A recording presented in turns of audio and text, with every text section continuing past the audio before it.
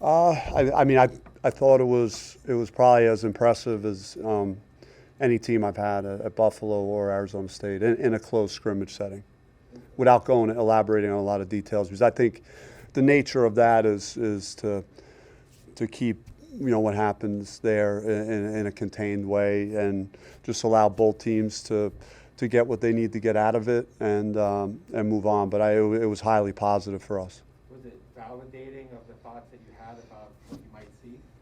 I think a lot of the characteristics and the traits that you see developing in the summer on the practice court were translating to live action.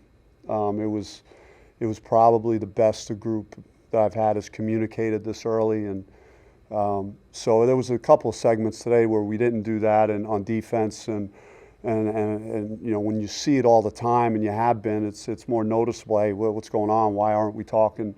So we had that. We had a lot of good ball movement in our scrimmage on Saturday, and just I think pretty high level defense. And we were missing some key guys as well that are working their way back.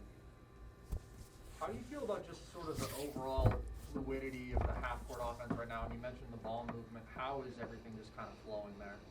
Yeah, I think the guys are just buying into that, and they genuinely like each other. They understand the purposes to get the best shot we could get, and they're making the extra effort to do it, and we're holding each other accountable to do it. And if a guy misses someone, they'll say, "Hey, my bad. I'll get you next time." But it's yeah, I mean, we had over 20 assists in our scrimmage on Saturday, so it's translating into real live play.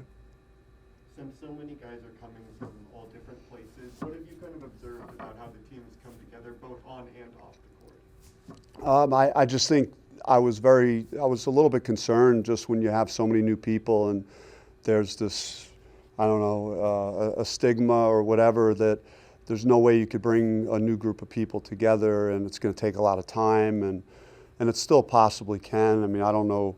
I would assume that we'll be a better team as the year progresses, just with a lot of new bodies, a lot of new guys, but it has come together really fast. It did on Saturday. I mean, we still have a lot of work to do the next 2 weeks to get ready for the first game, but just based on what I saw there is the development of the group and how quickly we're picking things up and how we seem to be playing together and playing the right way has been pretty easy to see. Talk about Maureen Jackson, what he brings to the table, and kind of what was your pitch to get him to come here as far as how he do sell his program? Yeah, he's a real competitor, and again, he's had some really good practices. He's been a good leader. He's setting the tone at both ends of the floor. He's guarding extremely hard on defense, and he said to me, he's like, "Hey, I'm going to play a little better in real game action, and you'll see me even better." And I did on Saturday. So it's as good as he's been. He was, at a different kind of level, against another opponent. So it was good to see that. And he's got that maturity about his game and that confidence. And even today in practice, he grabbed Enoch and saw some things that he could help him with. And so he's not only in his own game, like he's going beyond just staying in himself to try and help his teammates. When we talk about all these different players, what specific differences do you see from this squad versus last year's? I think we got more size, and we still got a couple of guys we're working back from some stuff, some minor stuff. So we'll get Jalen Graham back and Marcus, but I'm just seeing more length. I think Lonzo Gaffney is different. I have not really had a guy like him on the front court that is has his length and wingspan and mobility, challenging shots, rebounding, could change ends of the floor at a high level. And you look at a guy that kind of, and knock on wood, I'm hoping he keeps staying real sound and healthy, but he's active and involved in so many plays, and he's been in every practice, hasn't missed a day. So he's really been durable. But he's been as big a surprise for me in a positive way as anybody. Bobby, what stands out to you from what you've seen early on in Jemiah's career? Jemiah just brings, good vibe to the team. He's got, great athlete. He would challenge Gaffney and Marcus as our best overall athletes. He really could run and got good footwork, and he's really made a stand right away. Just like, I'm going to come in, I'm going to try and guard and get stops and make a difference defensively. And so he's been real positive with that, and he had some really nice moments on Saturday as well. You mentioned how impressive Alonzo's been to you. What do you sort of envision his role being, and where do you feel like he's most ready to have an impact?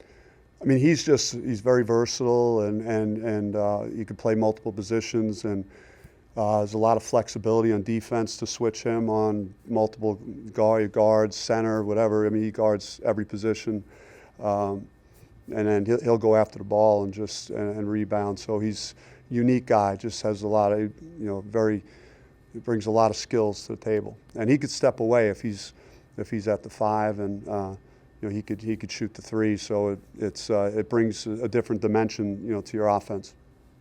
Have you felt a level of defensive consistency, rebounding consistency that maybe hasn't always been there from recent years? I think there's a more relentless pursuit of the ball than we certainly demonstrated last year, and that's usually just really ingrained in people's character and their will to go do that. And I think we have more guys that want to do it. Kamani, building off what he did last year. Gaffney is naturally a guy that goes after the ball. Enoch's got big hands, good size. He's going to go after it. And then the guards rebound. They go in there, and we're not having guys leaking out as much. They're going in the rebound. Jemiah had a bunch of defensive rebounds on Saturday. So did Marion, Luther. So those guys are committed to doing that. Does the depth promote competition because guys know they're not going to get minutes if they don't perform at some of these spots? I think rebounding overall, just because I'm scarred from last year on that one category, has been certainly a point of emphasis. So we've tried to simulate the conditions of the horn sounding if someone misses a block out or doesn't go rebound, misses an assignment. So trying to say, hey, if you're not willing to do this, then you're going to hear the horn sound, you're going to come out of the game. So we're trying to rehearse that in practice. At Pac-12 Media Day, Kamani had mentioned that DJ Horn, of all the newcomers that maybe weren't getting talked about, stood out a lot to him. What have you seen from DJ so far, and what should people expect from him? Yeah, he's got a little bit of Shannon Evans in him, just how he's built, how he moves, I think he's cut out of that same type of style of a guard, and he could really score and put points on the board quick. He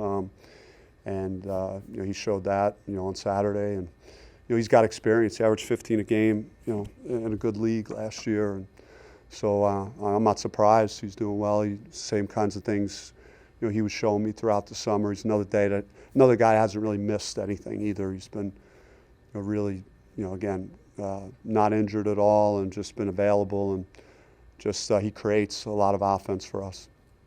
Bobby, is there anything that you're prioritizing or looking to take out of the exhibition on Monday? Just that, my idea initially was there were no fans last year. Get these guys in front of somebody, and let them experience that atmosphere again. And looking back, I might have shifted gears and tried to go find a heavy hitter somewhere to do a close scrimmage again, but it was too late to do that. But it's going to be, I think, a good experience for our players to again be out on the court here and have a little bit of a dress rehearsal for our first game. Hey Bobby, Luther Muhammad was reported to rip into the players after losing to Arizona at Arizona last season.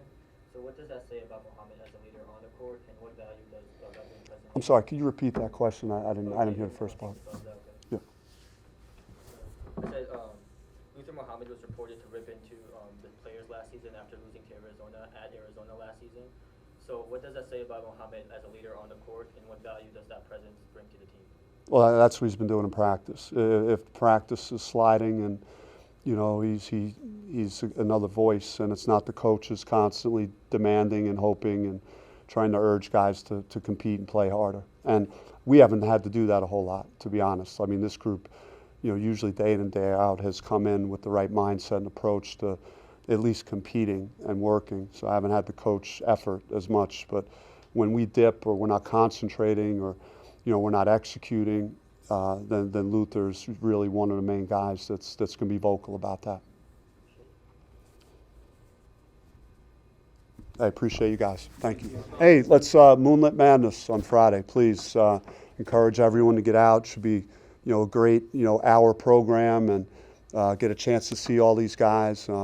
I believe I haven't even touched on shooting because there's so much of what I'm thinking about is defense and rebounding, but we could really shoot the basketball. This could be one of the better three-point shooting teams that I've had here, and we have a three-point shooting contest on Friday, so you could see if I'm on the right track with that or not. But so we got that and the dunk contest, and it's just great. I think it's going to be a great thing for the students and our guys and our women's team to get a chance to get out there and be seen for the first time with a lot of new faces. So I encourage everyone to come out at 6 o'clock on Friday for Moonlit Madness. Who are you putting the best odds on in the three-point shooting contest? Ooh, that's a tough one with the guys there. I think we have Luther in that and DJ and Marion. So that's and those guys. It's splitting hairs with those three. All could really fill it up. I would probably go with DJ, but